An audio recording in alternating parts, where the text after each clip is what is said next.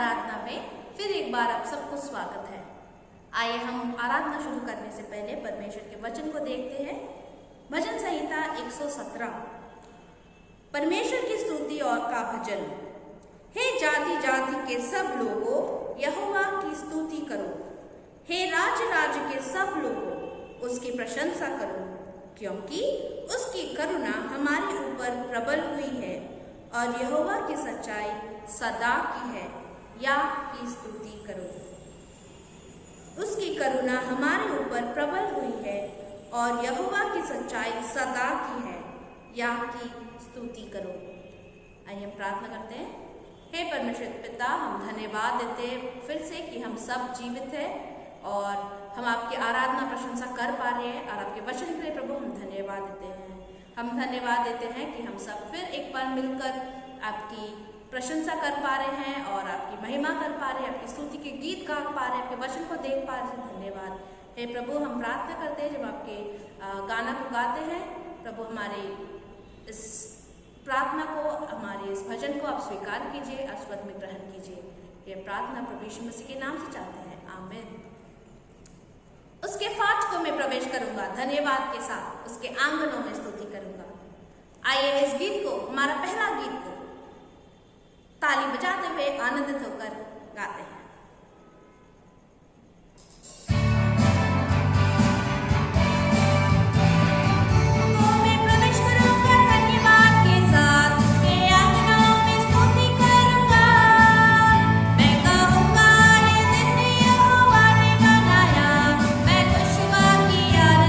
Yeah.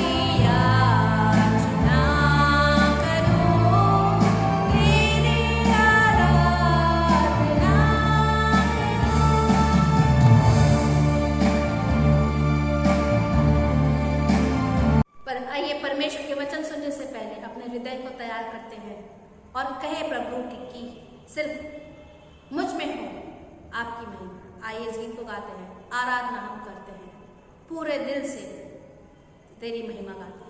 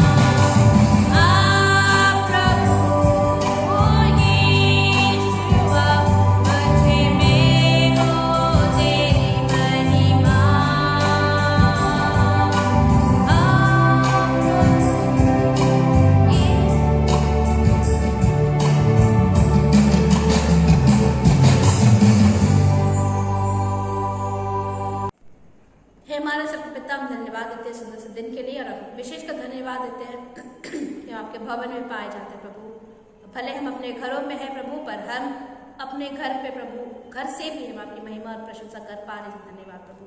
हम प्रार्थना करते जब आपके वचन को जाते हैं, हम जब सुनते हैं उस वचन के द्वारा हमें आशीषित करना और दूसरों के लिए भी हम आशीष के कारण बने प्रभु। जो बीमार है प्रभु, उन सबको प्रभु आप चंगाई दें। ये प्रार्थना प्रभु यीशु मसीह के नाम से चाहते हैं, आमीन। आइए हम लोग फिलिपियों का पुस्तक का अध्ययन जारी रखते हुए फिलिपियों का पुस्तक उसका 1 अध्याय का 18 से लेकर 21 तक को मैं पढ़ रहा हूं। तो क्या हुआ, क्या केवल यह कि हर प्रकार से, चाहे बहाने से चाहे सच्चाई से मसीह की कथा सुनाई जाती है, और मैं इससे आनंदित हूं और आनंदित रहूंगा भी, क्योंकि मैं जानता हूं कि तुम्हारे विनती के द्वारा और यीशु मसीह की आत्मा के दान के द्वारा इसका प्रतिफल मेरा उद्धार होगा। मैं तो यही हार्दिक लालसा और आशा रखता हूं कि मैं किसी बात में लज्जित ना हूं, पर जैसे मेरे प्रबल साहस के कारण मसीह की बड़ाई मेरी देह के द्वारा सदा होती रही है, वैसे ही अब भी हो, चाहे मैं जीवित रहूं या मर जाऊं, क्योंकि मेरे लिए जीवित रहना मसीह है और मर जाना लाभ है। आइए हम प्रार्थना करें। हे स्वर्गीय पिता, ये वचन तेरा, हम सब तेरे हैं। परमेश्वर प्रभु, तेरा अभिषेक जो मुझ में है इस समय प्रगट हो। इस समय हमारे मन के प्रत्येक विचारधाराओं को तू अपने हाथ में ले प्रभु। इस समय हमारे जीवन को उपजाऊ जमीन बना, जिसमें तेरा वचन परमेश्वर प्रभु 100 गुना फल लाए। पवित्र पिता, इस समय पूरे समय को तेरे हाथ में सौंपते हैं और प्रार्थना करते हैं अपने वचन के द्वारा जो आत्मा भी है और जीवन भी, हमसे बोल और बातचीत कर। यीशु मसीह के नाम में मांगते हैं, आमीन। हम लोग फिलिप्पी का पुस्तक को अध्ययन कर रहे हैं और इस लॉकडाउन के समय में महामारी के भय से जब लोग जी रहे हैं, तो आज हम लोग फिलिप्पी का पुस्तक से जिस विषय को फिर एक बार अध्ययन करने जा रहे हैं वो है मृत्यु को मात देने वाला आनंद। मृत्यु को मात देने वाला आनंद, इस विषय को पिछले सप्ताह हम लोगों ने अध्ययन किया और उसे मैं थोड़ा से दोहराना चाहूँगा। उसके बाद उसके दूसरे हिस्से को आज हम लोग अध्ययन करेंगे। मृत्यु को मात देने वाला आनंद। पौलुस जेल में है, पौलुस का न्याय होना बाकी है और वो जेल में रहकर भी वो सुसमाचार प्रचार कर रहा है और उसके गवाही और उसके प्रचार के द्वारा, उनके शिक्षा के द्वारा, उनके प्रार्थनामय जीवन के द्वारा सुसमाचार उस कैद खाने से भी राजभवन के जो रक्षक सेना है उनके बीच में फैल गई है। और दूसरी बात क्या हो रही है कि विश्वासी भाई लोग भी उनसे प्रेरित होकर और भी जोर से साहस के साथ युवा बांधकर सुसमाचार प्रचार कर रहे हैं। कितने भले मनसा से, कितने लोग बुरे मनसा से, कितने लोग प्रतिस्पर्धा से, कितने लोग विरोध से, कितने लोग डाह से, कितने लोग पौलुस को क्लेश पहुंचाने के लिए मसीह का प्रचार कर रहे हैं। और ऐसे हालत में जब तलवार उसके सर पर झुला हुआ है बाल के सहारे, कभी भी गिर सकता है, कभी भी उसे मृत्यु की सजा हो सकती है। ऐसे हालत में भी पौलुस कहता है, तो क्या हुआ? केवल यह कि हर प्रकार से, चाहे बहाने से चाहे सच्चाई से मसीह की कथा सुनाई जाती है। मैं इससे आनंदित हूं और आनंदित रहूंगा भी। पौलुस कहता है कि मैं आनंदित हूं और आनंदित रहूंगा भी। मृत्यु के छाया के तले वो बैठा हुआ है और कह रहा है कि मैं आनंदित हूं और आनंदित रहूंगा भी। और इस वचन को जब हम लोग अध्ययन कर रहे थे तो हम लोग देखा कि वर्तमान काल में है, जिसमें पौलुस कर रहा है कि मैं आनंदित हूं। और वर्तमान काल इस बात को दर्शाता है कि पौलुस लगातार आनंदित था। और दूसरे साथ साथ उसी के साथ बोलता है कि ये जो जेल में है वो बोलता है कि मैं और आनंदित रहूंगा भी। पहली बात तो जानने की जरूरत है कि वो बोल रहा है कि मैं आनंदित हूं। ये ऐसे परिस्थिति में स्वाभाविक प्रतिक्रिया नहीं है, ये सिर्फ परमेश्वर की सहायता और पवित्र आत्मा के द्वारा ही ऐसे कष्टपूर्ण परिस्थिति में भी एक व्यक्ति प्रभु में आनंदित हो रहा है और आनंद के जिंदगी वो जी रहा है। जबकि वो सांकलों से बंधा हुआ है, जब वो 24 घंटा एक रोमी सैनिक के निगरानी में रहता है जिसके हाथ में तलवार है। ऐसे हालत में भी पौलुस आनंदित रह सक रहा है। ऐसे हालत में भी पौलुस कह रहा है कि मैं आनंदित रहूंगा भी। दूसरी बात इसमें बोलता है कि पौलुस बोल रहा है कि मैं आनंदित हूं, इतना ही नहीं, मैं ये निश्चय करता हूं, मैं चुनाव करता हूं कि मैं आनंदित रहूंगा। परिस्थिति बुरा है, परिस्थिति निराशजनक है, परिस्थिति ये कह रहा कि तुम्हारा मृत्यु कभी भी हो सकता है, लेकिन पौलुस कहता है चाहे कुछ भी क्यों ना हो, मैं प्रभु में आनंदित हूं और आनंदित रहूंगा भी। ये उसने निर्णय कर लिया है। इसलिए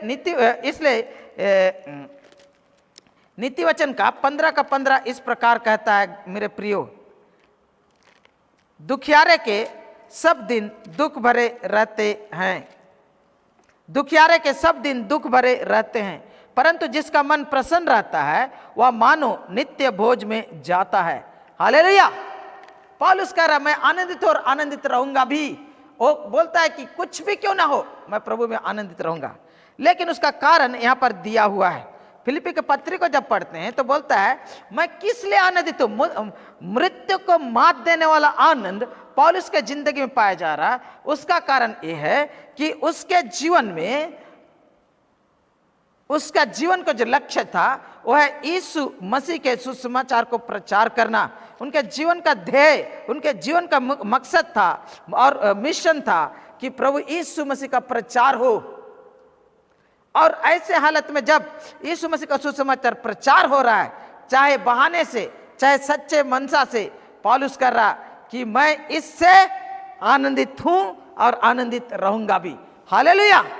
आपके जीवन में मृत्यु का मात देने वाला आनंद पाया जाएगा यदि आप मसीह के लिए जीते हैं, यदि आप मसीह के मकसद के लिए जीते हैं, आप अगर मसीह के प्रचार करने के लिए जीते हैं, आप अगर मसीह को विख्यात करने के लिए, प्रसिद्ध करने के लिए जीते हैं, अगर आप सुसमाचार प्रचार करके आत्मा को परमेश्वर के राज में लेकर आने के लिए जीते हैं, तो मौत की साया भी आपके ऊपर मंडराता रहे तब भी आप आनंदित रह सकते हैं। जैसे कि पौलुस कहता है मृत्यु का मात देने वाला आनंद तब संभव है जब आप मसीह के लिए जीते हैं।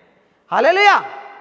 और मेरे प्रियो, आज महामारी है, आज परिस्थिति खराब है, आज सताव आ रहा है, आज परिवार में क्लेश है, समाज में क्लेश है और उपद्रव चल रहा है। ऐसे हालत में मैं कैसे आनंदित रह सकता हूं? मैं आनंदित रह सकता हूं जब मैं मसीह के प्रचार के लिए, मसीह के मकसद के लिए जीता हूं। मृत्यु का मात देने वाला आनंद ऐसे में संभव है। दूसरा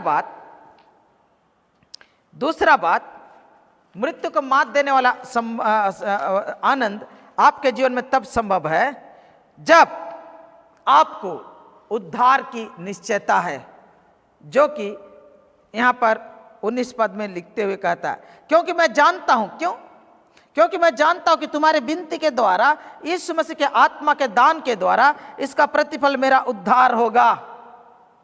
दूसरा बात बोल रहा है कि मैं जानता हूं, और ये जो जानता शब्द है वो पूरी निश्चयता के साथ किसी बात को व्यक्त करने के लिए उपयोग किया जाता था। और पौलुस कह रहा कि मैं इसे पूरी रीति से जानता हूं कि मेरा उद्धार निश्चय है। और यहां जो उद्धार है, दो प्रकार से इसका अर्थ समझा गया है। पहला यह है कि वो बोल रहा है कि मैं जेल से, इस कैद खाने से आजाद हो जाऊंगा। अगर आप पढ़ेंगे 24 और 25 पद से तो पाएंगे, परंतु शरीर में रहना तुम्हारे कारण और भी आवश्यक है, इसलिए मुझे इसका पूरा भरोसा है। अतः मैं जानता हूं कि मैं जीवित रहूंगा, परंतु तुम सबके साथ रहूंगा, जिससे तुम विश्वास में दृढ़ होते जाओ और उसमें आनंदित रहो। पौलुस क्या कह रहा 26 पद में, जो घमंड तुम मेरे विषय में करते हो वह मेरे फिर तुम्हारे पास आने से मसीह यीशु में अधिक बढ़ता जाए। क्या बोल रहा है? मैं आजाद होऊंगा, मेरा उद्धार होगा, मैं आजाद होऊंगा और मैं फिर एक बार तुम लोगों के पास आने वाला हूं। इस बात का मुझे पूरा पूरा निश्चय है। लेकिन ये जो उद्धार का निश्चय बोल रहा है, इसके द्वारा मेरा उद्धार होगा, इसका दूसरा पहलू भी है। क्यों? क्योंकि 20 पद को पढ़ेंगे तो पाते हैं, मैं यही हार्दिक लालसा और आशा रखता हूं कि मैं किसी बात में लज्जित ना हो, पर जैसे मेरे प्रबल साहस के कारण मसीह की बड़ाई मेरे देह के द्वारा होती रही है, वैसे अब भी हो, चाहे मैं जीवित रहूं या मर जाऊं। क्या बोल रहा है पौलुस? मेरा उद्धार निश्चित है और इसलिए मैं आनंदित हूं और आनंदित रहूंगा, क्योंकि मुझे मेरे उद्धार की निश्चयता है। और यह जिस उद्धार के विषय में पौलुस बोल रहा है, वो उद्धार सिर्फ शारीरिक कैद खाने से उद्धार के बारे में नहीं है, ये आत्मा के उद्धार की सुनिश्चितता के बारे में बता रहा है। लेकिन यहां पर समझने वाली बात है कि बोलता है कि पहले जैसे मेरे प्रबल साहस के कारण मसीह की बड़ाई मेरे देह के द्वारा होती रही है, वैसे अब भी हो, चाहे मैं जीवित रहूं या मर जाऊं। पौलुस क्या बोल रहा? मैं जेल में अभी हूं, कैद खाने में हूं, मैं जीत रहूं या मर जाऊं, जीवित रहूं या मर जाऊं, मेरी यही हार्दिक लालसा है और आशा रखता हूं कि मैं किसी बात से लज्जित ना हूं, पर जैसे मेरे प्रबल साहस के कारण मसीह की बड़ाई, मसीह की महिमा मेरी देह के द्वारा होती रही है, वैसे ही आगे को भी होता रहे। आमीन। बोला मेरा शरीर मेरा नहीं रह गया, मेरा शरीर अब प्रभु यीशु मसीह का है। और इसलिए रोमियो का 12:1 में कहता है, हे मेरे प्रियो, मैं तुम्हें परमेश्वर की दया को समझ दिलाकर तुझसे विनती करता हूं कि तुम अपने शरीरों को जीवित और पवित्र और परमेश्वर का भावता हुआ बलिदान करके चढ़ाओ। ये तुम्हारी आत्मिक आराधना है, ये तुम्हारी आत्मिक सेवा है। और पहला कुरिन्थी 6:19 को जब हम लोग पढ़ते हैं तो हम लोग पाते हैं, हाँ क्या बोलता है, इसलिए अपनी देह के द्वारा परमेश्वर की महिमा करो। क्यों? क्योंकि तुम दाम देकर मोल लिए गए हो, तुम अपने नहीं हो वरन दाम देकर मोल लिए गए हो, इसलिए अपनी देह के द्वारा परमेश्वर की महिमा करो।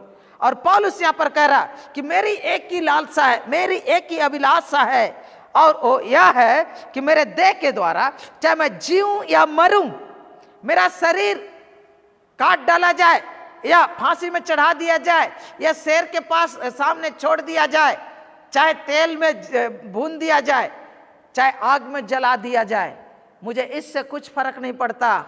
चाहे मैं जीऊं चाहे मैं मरूं, मेरे द्वारा परमेश्वर की महिमा होता रहे। हालेलुया। क्योंकि वो जिस बात के बारे में बोल रहा है वो है, क्योंकि मेरे लिए जीवित रहना मसीह है और मर जाना लाभ है। क्या बोलता है? मेरे लिए जीवित रहना मसीह और मर जाना लाभ है। वो जानता है कि उसका उद्धार हो चुका है और मसीह के लिए वो जीता है, मसीह उसके जीवन का स्रोत है, यीशु मसीह उसके जीवन का लक्ष्य है, मसीह यीशु उसका परमेश्वर है, मसीह यीशु उसका प्रभु है, मसीह यीशु उसका सर्वे सर्वा है। और इसीलिए वो जानता है कि उसका जीवन परमेश्वर के हथेली में है। चाहे मैं जीऊं चाहे मैं मरूं, मैं एक ही बात चाहता हूं कि मेरे देह के द्वारा परमेश्वर की महिमा हो। मृत्यु को मात देने वाला आनंद, मृत्यु को मात देने वाला आनंद तब संभव है मेरे प्रियो, जब आपको उद्धार की निश्चयता है। अगर आपको डर लग रहा है और आज मर जाएगा तो क्या होगा, मरेंगे तो स्वर्ग जाएंगे नरक जाएंगे, तो आप कभी भी आनंदित नहीं रह सकते हैं। लेकिन पौलुस जानता है कि मेरा उद्धार निश्चय है। आज मैं मरूं, कल भी मरूं, कोरोना वायरस से मरूं, एक्सीडेंट से मरूं, बीमारी से मरूं, या परमेश्वर मुझको उठा के ले जाए, जैसा भी हो, मुझे किसी बात की डर नहीं, क्योंकि मेरा उद्धार निश्चित है। और इसलिए मैं मृत्यु को मात देने वाला आनंद से आनंदित हो सकता हूं। हालेलुया। अगर आप उनमें से हैं जो मौत के डर से जी रहे हैं, तो मैं आपके लिए इब्रानी का पत्री उसका 2 अध्याय का 14 और 15 पढ़ देना चाहता हूं। इसलिए जबकि लड़के मांस और लोह के भागी हैं, तो वह आप भी उनके समान उनका सहभागी हो गया, ताकि मृत्यु के द्वारा उसे जिसे मृत्यु पर शक्ति मिली थी, अर्थात शैतान को निकम्मा कर दे। हालेलुया। और जितने मृत्यु के भय के मारे जीवन भर दासत्व में फंसे थे, गुलामी में फंसे थे, उन्हें छुड़ा ले। हालेलुया। यीशु मसीह हमें मृत्यु के भय से आजाद करने के लिए आया। और इसीलिए मेरे प्रियो, अगर आप यीशु मसीह पर विश्वास करते हैं, सचमुच में यीशु मसीह आपके जीवन का प्रभु है, आप उसके द्वारा उद्धार पा चुके हैं, तो आप मृत्यु को मात देने वाला आनंद आपके जीवन में प्राप्त कर सकते हैं। और मृत्यु को मात देने वाला आनंद आपके जीवन में पाया जा सकता है, क्योंकि यीशु मसीह एक विश्वासी को मौत के डर से आजाद करता है। परसों दिन मेरे सामने एक बहन फोन की बंगाल से बाहर से, और उसने कहा कि परमेश्वर का धन्यवाद हो पास्टर, मुझे बहुत पहले डर लगता था, कोरोना से बहुत डर लगता था, हाँ बहुत डर लगता था, लेकिन परमेश्वर का धन्यवाद हो कि मुझे परमेश्वर ने मृत्यु के डर से आजाद कर दिया। अब मैं कोरोना डिपार्टमेंट में मुझको नौकरी मिल गया है, और कोरोना डिपार्टमेंट में मेरा परमानेंट नौकरी मिल गया है, और मैं यहाँ का भाषा अगर सीख जाऊँगा तो ऑलरेडी हमको बोल दिया है कि सुपरवाइजर तुम बनोगे, और आपको आईसीयू डिपार्टमेंट में भी काम मिलेगा। लेकिन मैंने आईसीयू का नहीं लिया, लेकिन मैं आपको ये बताना चाहती हूँ कि मेरे अंदर मृत्यु का डर था, अब मेरे अंदर मृत्यु का डर नहीं है। मैं कोरोना डिपार्टमेंट में पेशेंट की देखरेख करता हूँ, सुपरवाइजर की तरह ही। मेरे प्रियो, मसीह में रहने वाले लोग मौत से नहीं डरते, क्योंकि मसीह ने मृत्यु को जीत लिया। उसने कहा पुनरुत्थान और जीवन मैं हूं, जो मुझ पर विश्वास करता है, हाँ जो मुझ पर विश्वास करता है वो अनंत काल तक ना मरेगा, और यदि कोई मर भी जाए तो अनंत काल तक जिएगा। यूनाइटेड समाचार 11 का 25 और 26।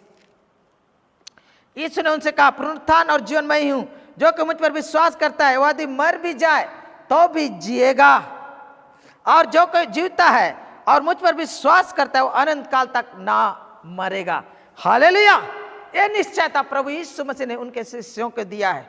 इसलिए मृत्यु को मात देने वाला आनंद आपके जीवन में होगा यदि आपको आपके उद्धार की निश्चयता है।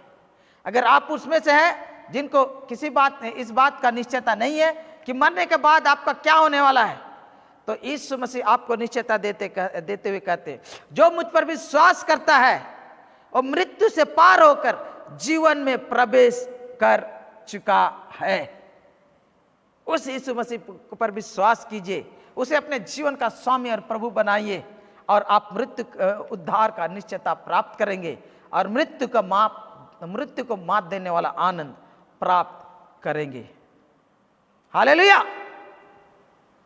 हाँ मेरे प्रियो, तीसरा बात आप लोग के सामने मैं रखना चाहता हूं। मृत्यु का मात देने वाला आनंद का तीसरा राज है। पौलुस बोलता है, जो 19 पद में है, फिलिप का पत्री उसका 1 अध्याय का 19 पद, क्योंकि मैं जानता हूं कि तुम्हारे विनती के द्वारा और यीशु मसीह की आत्मा के दान के द्वारा उसका प्रतिफल मेरा उद्धार होगा। पौलुस बोल रहा कि मैं आनंदित हूं और आनंदित रहूंगा, क्योंकि तुम्हारी विनती के द्वारा क्या है, हाँ, और यीशु मसीह की आत्मा के दान के द्वारा इसका प्रतिफल मेरा उद्धार होगा। क्या बोल रहा? तुम्हारे प्रार्थना पर मैं भरोसा रखता हूं, तुम्हारी प्रार्थना की सहायता पर मुझको भरोसा है। पौलुस विशाल महान प्रेरित था, वो परमेश्वर के लिए बड़े बड़े अद्भुत काम किया था। वो कलीसियाओं के लिए नियमित रूप से लगातार रूप से प्रार्थना करता था, और कलीसियाओं को प्रार्थना करने के लिए प्रेरित करता था। लेकिन यही पौलुस बोलता है कि क्योंकि मैं जानता हूं कि तुम्हारी विनती के द्वारा, पौलुस को इस बात को मालूम था कि फिलिप्पी की मंडली पौलुस के लिए जो जेल में है नियमित रूप से प्रार्थना कर रही है, और वो लोग उसके छुटकारे के लिए, उसके उद्धार के लिए प्रार्थना कर रहे हैं। और वो बोलता है कि तुम्हारी विनती के द्वारा मेरा प्रतिफल क्या होगा, मेरा उद्धार होगा। यह ना सोचे कि आपका प्रार्थना का कोई मोल नहीं है, या आपकी प्रार्थना से कोई फर्क नहीं पड़ता। परमेश्वर अपने सेवकों को बनाए रखने के लिए कई साधनों का उपयोग करते हैं, और उनमें से एक साधन है उनके लोगों की प्रार्थना। और फिलिप्पी बोल रहा है, हे फिलिप्पी की मंडली, तुम्हारी प्रार्थना का प्रतिफल मेरा उद्धार होगा। वो विश्वासियों के प्रार्थना की सहायता पर भरोसा रखता था, और इसलिए वो आनंदित हो सकता था कि मेरे लिए कोई प्रार्थना कर रहा। अगर आप जानते हैं कि आपके लिए कोई नियमित रूप से प्रार्थना कर रहा, आपके लिए परमेश्वर के सामने आंसू बहा रहा, आपके सामने कोई परमेश्वर के सामने घुटना टेक रहा, आपके सामने कोई, आपके लिए कोई परमेश्वर के सामने अपने सर को झुका रहा, कोई आपके लिए परमेश्वर के सामने दुहाई दे रहा, कोई अगर आपके लिए उपवास के साथ प्रार्थना कर रहा, अगर इस बात को आप जानते हैं और आपको निश्चयता है, तो क्या आपको आनंद नहीं होगा? निश्चित होगा। वो व्यक्ति धन्य है जिस व्यक्ति के लिए दूसरे लोग प्रार्थना करते हैं। और वो सेवक, वो परमेश्वर का दास, वो प्रभु का सुसमाचार प्रचारक या पास्टर हो, चाहे भविष्यवक्ता हो, चाहे कुछ भी क्यों ना हो, जो परमेश्वर का सेवक है, उनके लिए अगर कोई लोग प्रार्थना करते हैं तो सचमुच में वो आशीषित व्यक्ति है। मेरे साथ खोले दूसरा कुरिन्थी उसका 1 अध्याय का 8, 9, 10 और 11 पद।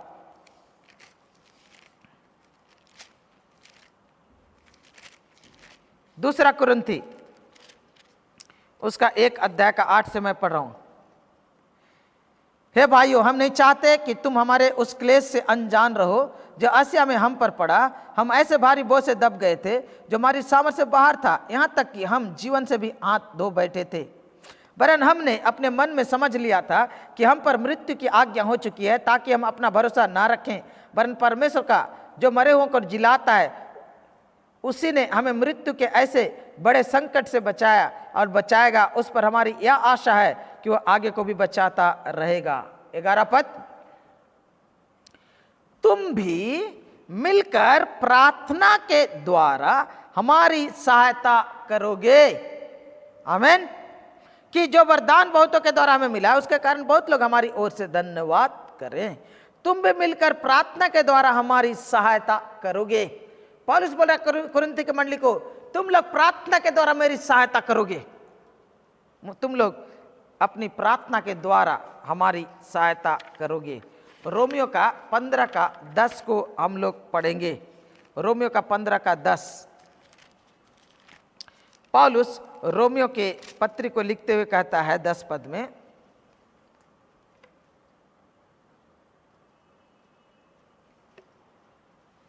15 का 30 पद, हे भाइयों, हमारे प्रभु यीशु मसीह की ओर से पवित्र आत्मा के प्रेम का समझ दिलाकर मैं तुमसे विनती करता हूं कि मेरे लिए परमेश्वर से प्रार्थना करने में मेरे साथ मिलकर लौलीन रहो। क्या बोला? मेरे लिए परमेश्वर से प्रार्थना करने में मेरे साथ मिलकर लौलीन रहो। मैं लौलीन होकर अपने लिए प्रार्थना करता हूं, लेकिन हे रोमियो की मंडली, मैं तुमसे विनती करता हूं, तुम भी मेरे साथ लौलीन होकर मेरे लिए प्रार्थना करो। हाँ, अगर आप कोई परमेश्वर के सेवक हैं, आप इतना बड़ा कभी भी नहीं हो गए कि दूसरों की प्रार्थना की आपकी आवश्यकता नहीं है। हाँ, परमेश्वर के सेवकों को, आपके पास्टर को आपकी प्रार्थना सहायता की जरूरत है। इसलिए मैं विनती करता हूं कि आप अपने पास्टर के लिए प्रार्थना करें।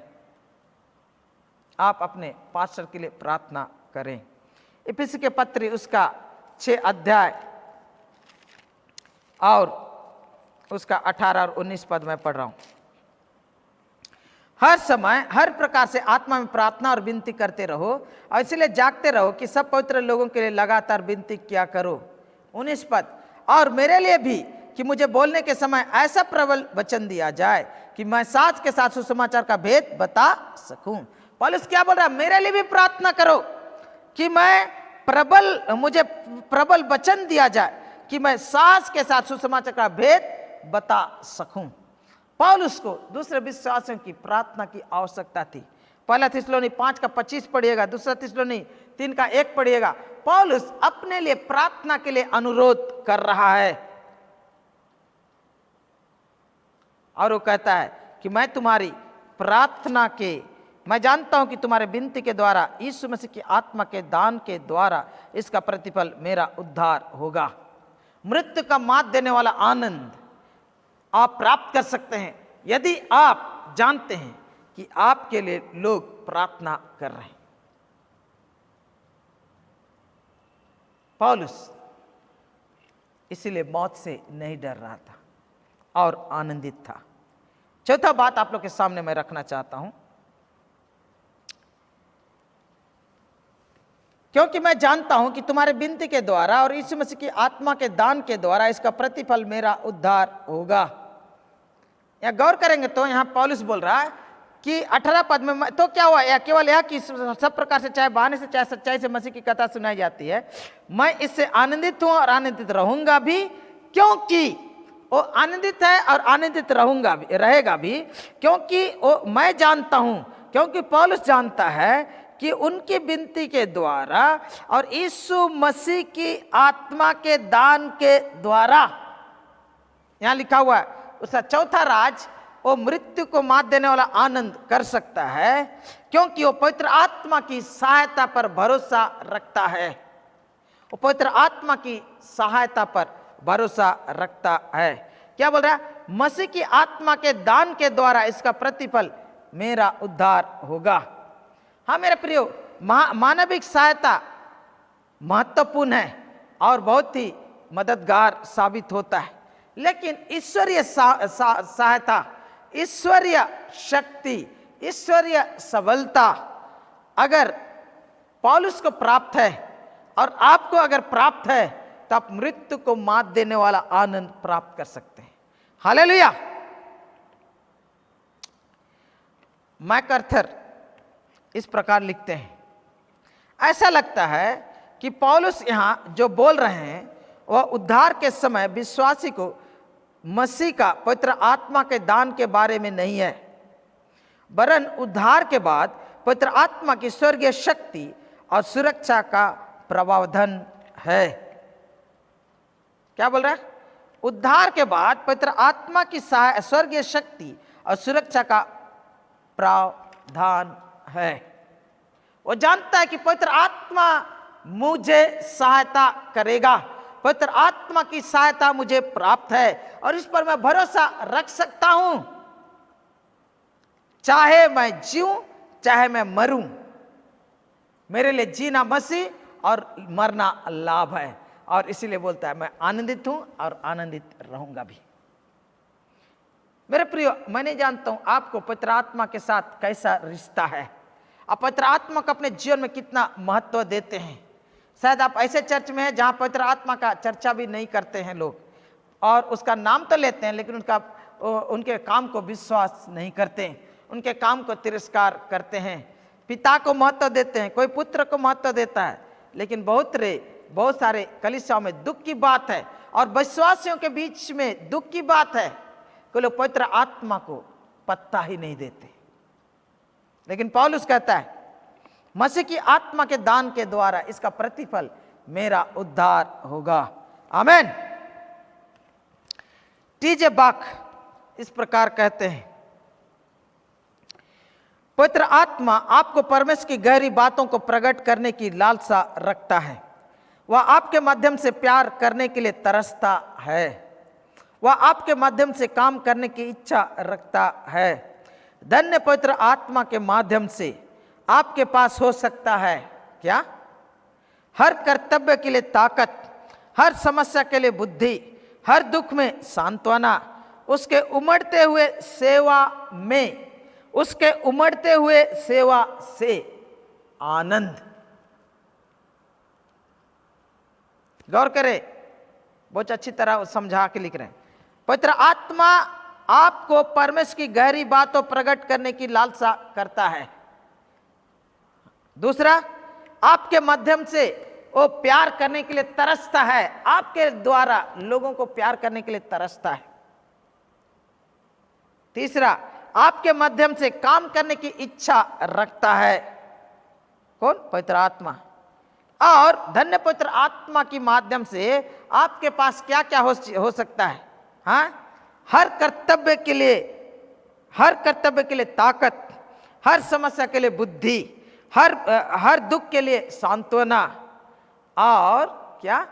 आनंद, जो आपके अंदर से उमड़ते हुए वो जो आपके अंदर सेवा उत्पन्न करता है। और अगर ऐसा है तो आप पौलुस की तरह कह सकते हैं, चाहे मैं जीऊं चाहे मैं मरूं, मैं आनंदित हूं और आनंदित रहूंगा भी। हालेलुया। हाँ मेरे प्रियो, पौलुस पवित्र आत्मा की सहायता पर भरोसा रखता था। अगर आप पवित्र आत्मा के साथ रिश्ता को कायम रखते हैं, उसके साथ आप प्रगाढ़ता में बढ़ते जाते हैं, आत्मा की अगुवाई में जीने लगते हैं, तब आपके अंदर मृत्यु का भय नहीं रहेगा।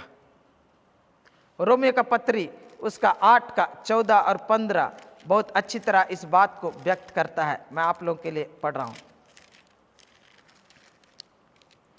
इसलिए कि जितने लोग परमेश्वर की आत्मा के चलाए चलते हैं वही परमेश्वर के पुत्र हैं, क्योंकि तुमको दासत्व की आत्मा नहीं मिली फिर भयभीत हो, परंतु ले पालक की आत्मा मिली है, जिसे हम हे अब्बा हे पिता कहकर पुकारते हैं। क्या बोलता है? जो परमेश्वर की आत्मा के चलाए चलते हैं वही क्या है? परमेश्वर की संतान है, हाँ, परमेश्वर के पुत्र हैं, क्योंकि तुमको दासत्व की आत्मा नहीं मिली कि फिर क्या हो? भयभीत हो। हमें लेपालकपन की आत्मा मिली है, वो पवित्र आत्मा जिसने हमें परमेश्वर के परिवार में जोड़ दिया, और हम पिता परमेश्वर को अब अब्बा कहकर पुकार सकते हैं। हालेलुया। और वो पवित्र आत्मा का सहायता आपको भी प्राप्त है, जैसे पौलुस को प्राप्त था। मृत्यु को मात देने वाला आनंद आप कैसे प्राप्त कर सकते हैं? परमेश्वर की आत्मा के द्वारा जो आपके अंदर है। फिर एक बार, परमेश्वर की आत्मा के द्वारा जो आपके अंदर है, आप उसे जानने, उससे शक्ति पाने, उसके अगुवाई को पहचानने का क्या प्रयत्न कर रहे हैं? पवित्र आत्मा के साथ आपका रिश्ता कैसा है? क्या आप उसकी उपस्थिति को कबूल करते हैं, सम्मान देते, इज्जत करते? वह आपसे बात करना चाहता है, वो आपसे सहभागिता करना चाहता है। पवित्र आत्मा आपको परमेश्वर की गहरी बातों को प्रकट करने की लालसा करता है, आपके माध्यम से प्यार करने के लिए तरसता है, आपके माध्यम से काम करने के लिए इच्छा रखता है। वो आपको हर कर्तव्य के लिए ताकत देने के लिए तैयार है, हर समस्या के लिए बुद्धि देने के लिए तैयार है, हर दुख में सांत्वना देने के लिए तैयार है, और वो आनंद देने के लिए तैयार है जो मृत्यु को मात दे सकता है। हालेलुया, आमीन। रोमियो का पत्री उसका 14 का 17 मैं पढ़ रहा हूं। क्योंकि परमेश्वर का राज्य खाना पीना नहीं परंतु धर्म और मेल मिलाप और वह आनंद है। वो आनंद है, कौन आनंद? वो आनंद है जो पवित्र आत्मा से होता है। और वहां पर तारा चिन्ह है, देखिए अपना बाइबल में, जो पवित्र आत्मा में होता है। हालेलुया।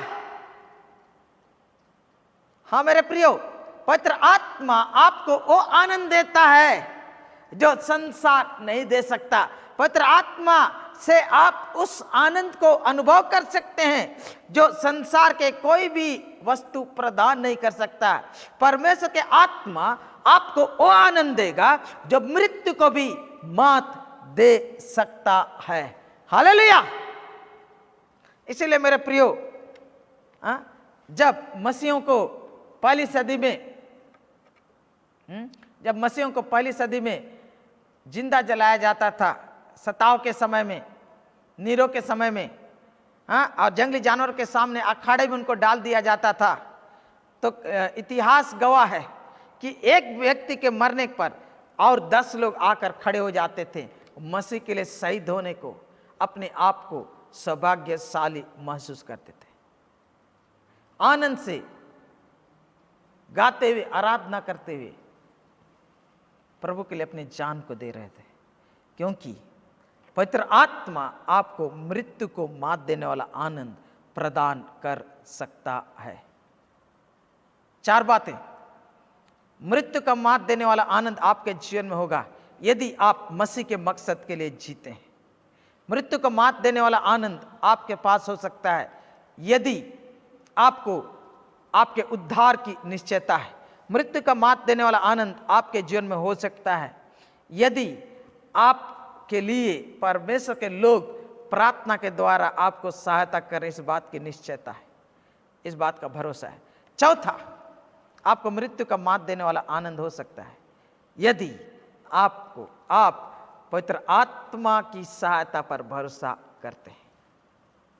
परमेश्वर उस पवित्र आत्मा के साथ आपके रिश्ता को प्रगाढ़ करने के लिए मदद प्रदान करें, ताकि आप मृत्यु को मात देने वाला आनंद अपने जीवन में, वर्तमान में, इस महामारी के दरमियान, इस कोरोना वायरस के दरमियान अनुभव करें। आइए हम सरों को झुकाएं। पवित्र पिता, इस समय तेरे चरणों में अपने आप को हम सौंपते हैं और प्रार्थना करते हैं परमेश्वर प्रभु कि पौलुस की तरह मृत्यु का मात देने वाला आनंद हम में से प्रत्येक को तू प्रदान कर। यीशु मसीह के नाम में मांगते हैं, आमीन। और अब पिता परमेश्वर का प्रेम, प्रभु यीशु मसीह का अनुग्रह, पवित्र आत्मा की सहभागिता हम में से प्रत्येक के साथ अब से लेकर सदालो बनी रहे, आमीन। प्रभु आप सबों को आशीष दे और प्रभु का आनंद आपके जीवन में राज करे, आमीन।